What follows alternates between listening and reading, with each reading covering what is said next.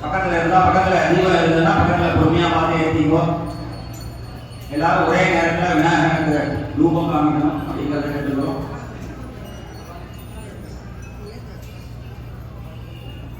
சுத்தோலத்துக்கு ஏற்றினாலும் சரி, பொண்ணை நம்ம ஏற்றிக்கலாம். ஊதுபத்தி ஏற்றிக்கோங்க. ரூபத்தை முதல்ல ஜாலா பண்ணிக்கலாம். கையில மணி அடிச்சுட்டா சேர்ந்தாப்புல விநாயகனுக்கு ரூபம். துருவசி துருவ துருவம் சம்பூர்ணோ துருவம் துருவயம் அயம் பூர்ண மகாகணபதே நமஹ ஆத்யாநாதம் அகநாதகரோயம் ரூபஹ. ஊதுபத்திய பக்குவமா ஒரு இடத்துல வச்சிருந்தோம். கீழே விடாம எல்லாரும் ஸ்டாண்டர்ட் தான் சொல்லி வச்சிருந்தோம்.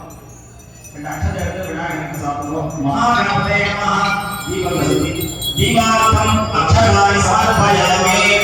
விநாயகனுக்கு அந்த இடத்துல பார்த்து